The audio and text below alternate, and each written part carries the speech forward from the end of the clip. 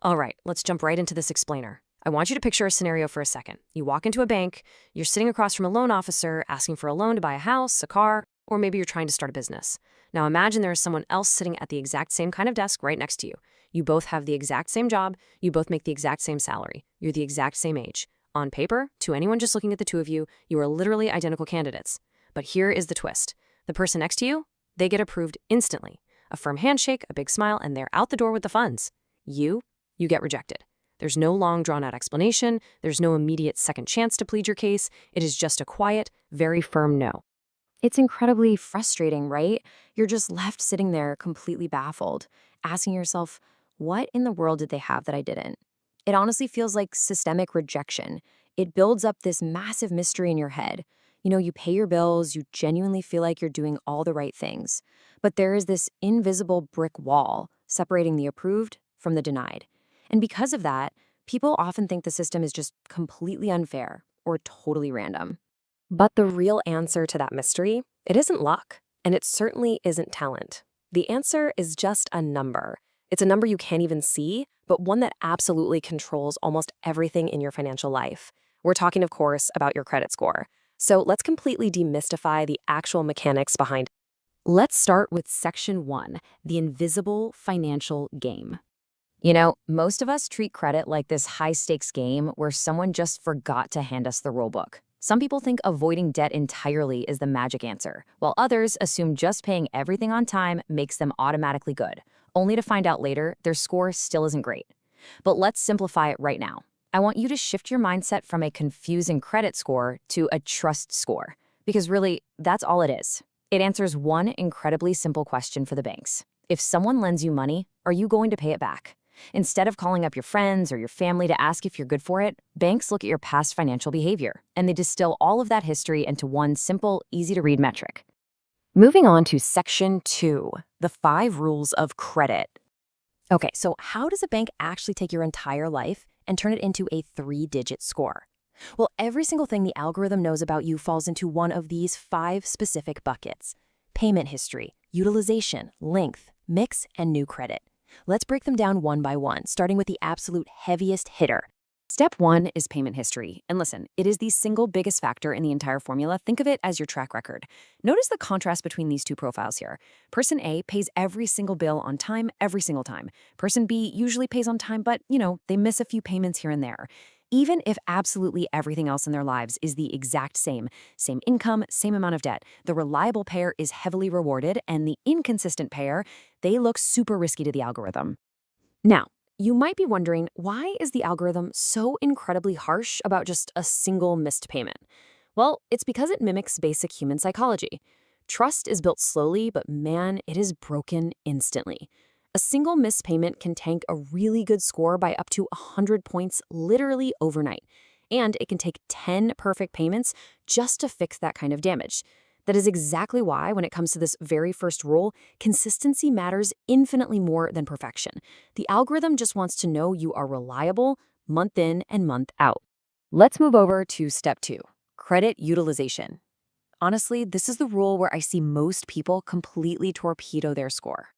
Let's say you have a credit card with a $1,000 limit. If you go out and spend $900 on it, even if you pay that off entirely the very next week, it still looks risky to the bank. Why? Because maxing out your limit signals that you depend heavily on credit just to survive. It signals a dangerous dependency. But if you only use, say, $200 out of that $1,000 limit, you look totally in control. You look disciplined. Remember this. It's not about how much you can spend. It's entirely about how much you choose to spend. So what's the actual goal here? Well, your first magic number to keep in mind is 30%. You should always try to keep the balance on your cards under 30% of your total limit. So if your limit is $1,000, try your hardest not to let the balance creep over $300 at any given time. This shows the algorithm, hey, I have access to these funds, but I don't desperately need them. But if you really want to be a master of this financial game, here is your ultimate ideal target, 10%. In fact, people with literally perfect credit scores naturally average around a 7% utilization rate. Keeping it this low sends a massive, undeniable signal of absolute financial discipline. It is hands down one of the fastest ways to force the algorithm to boost your trust score. Moving right along to Rule 3, length of credit history. This one is brilliantly simple. The longer your history is, the more data lenders have to actually evaluate you. Think about it in human terms. Would you place more trust in a brand new employee who literally just started yesterday, or a tenured established veteran who has been consistently delivering the goods for 10 years? Time builds credibility. And this, by the way, is exactly why closing your oldest credit card accounts can actually seriously hurt your score. When you close an old account, you are effectively deleting your own history. You're just erasing your tender. Okay, rule number 4 is credit mix. Imagine your debt profile is just one single slice of the pie. Say you only have one credit card. Well, you're going to look pretty limited to the algorithm. But if you handle different types of debt responsibly, it proves overall financial flexibility. It shows the bank that you aren't just good at managing a little piece of plastic, you're actually good at managing installment loans, auto loans, student loans, and just your money in general. And finally, we have Rule 5, new credit. See, every single time you apply for new credit, the bank does what's called a hard inquiry, and that leaves a permanent little mark on your report. Now, 1 or 2 inquiries over the course of a year, honestly, no problem at all. But if you have way too many hard inquiries in a really short period of time, it triggers massive risk detection alarms. The algorithm immediately hits the panic button and asks, wait, why does this person suddenly need so much money? Keep in mind, a hard inquiry stays on your report for 2 full years. It's not necessarily a punishment. It's really just the system protecting itself from someone who looks like they might be spiraling into a financial crisis. All right, let's transition into Section 3, the psychology of the score. You see, your credit score isn't just some random output of math. It's a highly accurate story of your behavior. Every single swipe, every bill, every choice you make adds to that story. And the cold, hard truth of the algorithm is that it literally does not care about your good intentions. Most people treat credit like it's money they already own in their checking account, right? They spend emotionally in the heat of the moment and then try to think logically about how to actually pay for it later. But the system severely punishes emotional spending.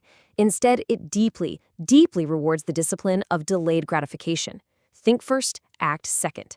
When you pay on time, avoid overspending, and keep your balances low, you are sending an incredibly powerful psychological message to the banks. I can manage myself. Let's pivot over to Section 4, your action plan. So, how do we actually win this game? Here is your concrete checklist. First up, never miss a payment. Set up calendar reminders, or honestly, better yet, just automate your minimum payments so you literally cannot forget. Second, keep your usage low. Remember those magic numbers we talked about? Stay under 30%, but really aim for under 10%. Third, keep those old accounts open to preserve all that historical credibility you've built up. Fourth, space out your applications for new credit so you don't trigger the algorithm's panic alarms. And finally, be consistent, not perfect. You don't need to be absolutely flawless here. You just need to prove that you are fundamentally reliable over the long haul. Which brings us to our final section today, Section 5, the silent reputation. At the end of the day, your credit score is basically this invisible entity that walks into closed rooms long before you do. It speaks to lenders, to landlords, and hey, sometimes even to potential employers. And when that silent reputation is incredibly strong, it opens up a completely different world for you. Because let's be real, 2 people with the exact same income can live entirely different financial lives strictly based on how they manage this score. Mastering this discipline leads directly to step 1, exceptionally low interest rates, meaning you actually keep more of your own hard-earned money. Which naturally leads to step 2, much better opportunities, like finally buying that home or starting that business. Which ultimately leads to step 3, more freedom in your life. The person who struggles doesn't necessarily earn less money, they just haven't learned how to play the game yet. And honestly, the absolute best part about this whole system, you are completely in control of it. No, it won't happen overnight, it won't be instant, but slowly, through small, repeated, daily decisions, you can absolutely build an ironclad trust score. So the next time you pull out your plastic to swipe, I want you to remember, you're not just spending money, you are actively shaping your future. So what is your invisible entity going to say about you tomorrow?